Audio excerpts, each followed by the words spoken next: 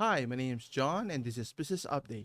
In this week's episode, we'll be talking about how Fortnite, which is owned by Epic, is now back with Apple's app stores. Now, how did that happen?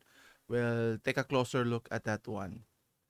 Anyway, so while perusing, looking for news to discuss, seeing this article caught my attention. Now, obviously, if you've been following the saga that is the courtroom drama between Epic Games versus Apple Inc., the company, in terms of their monopolistic actions, whether it warrants control to limit what Apple is able to do, whether it's considered fair or not for charging 30% fee on their app store simply using their platform.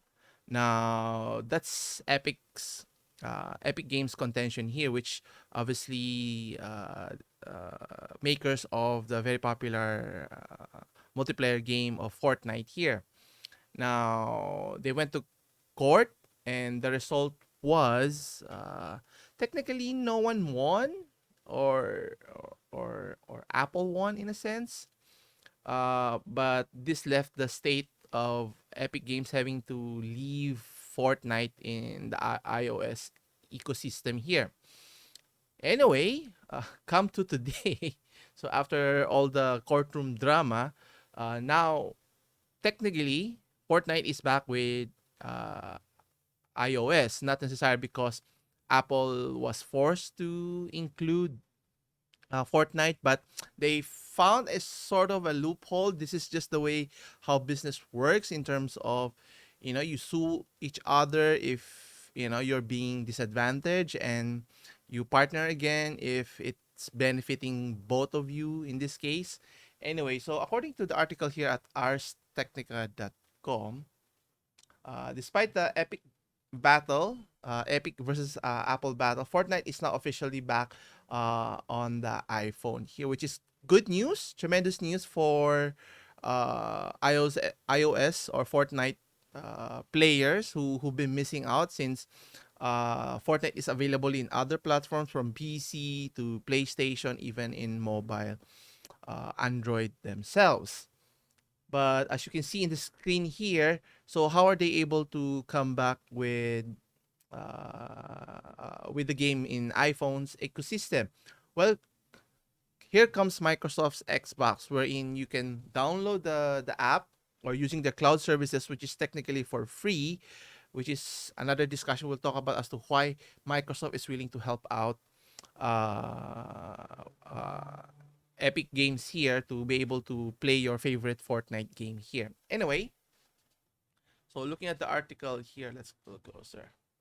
So what's interesting, in an about face, Epic Games has made Fortnite available on Microsoft's Xbox cloud gaming streaming services. So that's the that's the way that they were able to get back, not necessarily because Apple was forced to allow Epic to allow their Fortnite game to be played in their platform. So meaning the massively popular game is now officially available in the iPhone. So for iPhone users should be rejoicing here in a sense. But what does this mean for the main issue that they were discussing in the first place? Does Epic has Epic has a point with regards to Apple is charging too much for their platform? And obviously, there are cases that they're saying that the 30% fee is for the protection of the users, which is kind of weak in a sense because if it's to protect the users themselves, how come there's still a lot more apps that are you know not being what do you call this? Not being able to safeguard everyone from all of the apps because there's still tens of thousands, hundreds of thousands of apps that has malicious intentions of trying to deceive users from downloading or even hacking their systems here. But that's beside the point here. And according to the Microsoft's Xbox blogs, it specifies that to be able to play Fortnite on any device, you just need a Microsoft account, an internet access, and a device. Now, the initially Epic was hesitant on, allowing Microsoft to, to become partnerships, because they saw Microsoft as an actual threat. Obviously, Microsoft in itself is in the gaming industry, obviously with the Xbox platform here. On the other hand, Epic is more on the PC platform. So technically, they're offering different platforms per se. But anyway, uh, looking at the situation now, so Fortnite is you're able to play the game as mentioned, using the Xbox Cloud Gaming Services. And here's the catch. That's why Xbox is willing to help out Epic Games here, because they're in it for themselves as well. Obviously, Xbox is trying to entice iOS users to try out their games, which is they have a plethora of games, or library of games.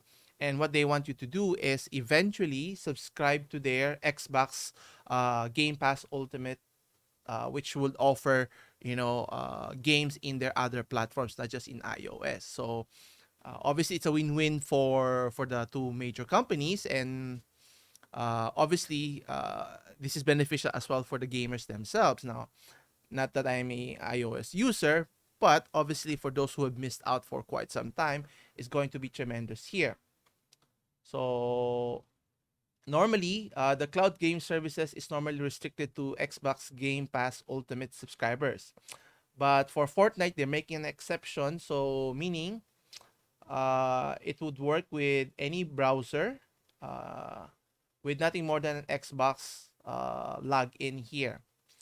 So what they're planning to do is to introduce more free-to-play cloud games that don't require paid Xbox Game Pass Ultimate subscription in the future. And I think, similar how free-to-play games for mobile games used to work.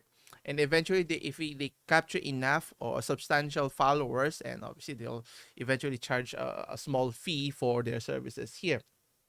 But either way, obviously, for gamers out there, they're going to enjoy forever how brief the free to play cloud services here.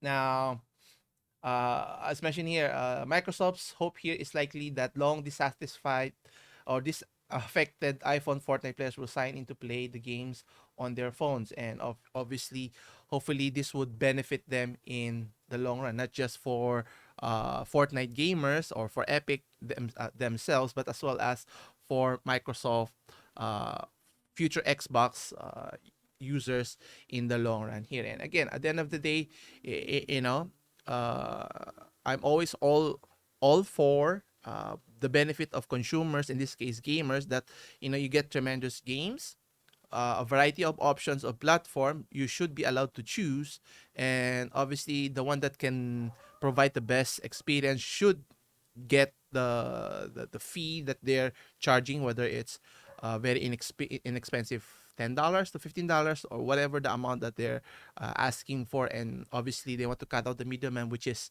Apple in this case here.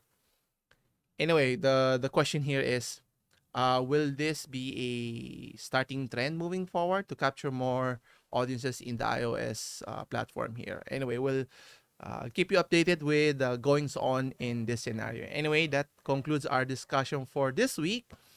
If you enjoyed the content, don't forget to hit the like and subscribe button to help grow our channel here. We're getting closer to 1,000 subscribers, so keep those subscribers coming in, and it's very much highly appreciated here.